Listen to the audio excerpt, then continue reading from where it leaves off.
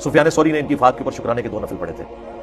جی اور بھی بہت ساری چیزیں ملتی ہیں. امام ابو حنیفہ محدثین کی نظر میں یہ پورا ایک مضمون ہمارے استاد شیخ زبیر صاحب نے لکھا تھا. آج کل امام الائمہ فی الحدیث، امام الفقہاء، امام اعظم ابو حنیفہ رحمہ اللہ تعالیٰ کے بغض میں کچھ لوگ اتنے زیادہ گر چکے ہیں کہ خود سے کچھ اقوال تراشتے ہیں یا ضعیف اقوال کو جو ہے وہ پڑھ کر امت کو گمراہ کرنے کی کوشش کرتے ہیں.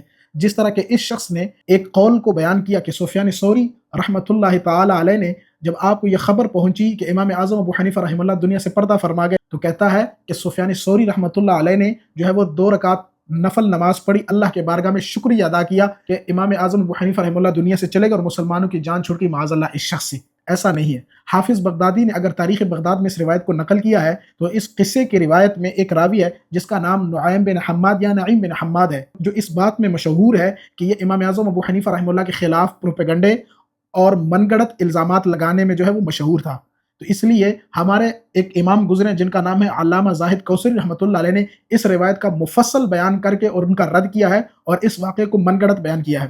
اسی طرح اگر آپ آگے دیکھیں کہ حضرت سفیان ثوری رحمۃ اللہ علیہ جو ہے یہ امام اعظم ابو حنیفہ رحمہ اللہ کا ہم عصر ہے، اور ان کی آپس میں علمی رقابت ضرور تھی لیکن احترام کے دامن کو کبھی بھی اپنے ہاتھ سے جانے نہیں دیتے تھے. کیونکہ ابن عبد البر رحمہ اللہ تعالیٰ نے اپنی کتاب الانتقام میں اس واقعہ کو نقل کیا ہے کہ حضرت عمر بن سعید جو کہ سفیان ثوری رحمۃ اللہ علیہ کے بھائی تھے وہ دنیا سے پردہ کر گئے. آپ کی تعزیت کے لیے حضرت ابو حنیفہ رحمہ اللہ اور حضرت امام ابو یوسف رحمۃ اللہ علیہ آپ کی تعزیت کے لیے گئے. آپ کی تعزیت کے لیے گئے تو جب حضرت سفیان ثوری رحمۃ اللہ علیہ کو یہ علم ہوا کہ وہ امام ابو حنیفہ آ رہے ہیں تو آپ اپنے جگہ سے اٹھے اور اپنی مسند پر حضرت امام اعظم ابو حنیفہ رحمہ اللہ کو بٹھایا.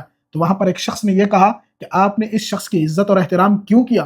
تو اس پر حضرت سفیان ثوری رحمۃ اللہ علیہ نے فرمایا کہ یہ علم میں بہت بڑا مقام رکھتے ہیں، یہ فقاہت میں بہت بڑا مقام رکھتے ہیں. میں اس لیے اٹھا کہ ان کا علم میں بہت بڑا مقام ہے. اگر میں اس کی وجہ سے نہ بھی اٹھتا تو ان کے جو ہے وہ چونکہ یہ بہت عمر کیا تو میں اس کے لیے اٹھتا. اگر اس کے لیے بھی نہ اٹھتا تو ان کا جو ہے وہ تقوی اور ورع اتنا زیادہ ہے جو اس بات پر مجھے مجبور کرتا ہے کہ میں اپنی جگہ سے اٹھوں اور یہاں پر بیٹھوں. اس بات کو حافظ ابن عبد البر نے جو ہے وہ اپنی کتاب الانتقام میں جو ہے وہ نقل کیا ہے. ان تمام اقوال کو بیان کرنے کا مقصد یہ ہے کہ حضرت سفیان ثوری رحمۃ اللہ علیہ تمام علمی اختلاف کے باوجود امام اعظم ابو حنیفہ رحمہ اللہ کے علم، فقاہت اور آپ کے ورع اور تقوی کے معترف تھے. لہٰذا امت میں اختلاف ڈالنے کے لیے ایسے اقوال کو کبھی بھی عام مسلمانوں کے سامنے بیان کرنا مناسب نہیں ہے.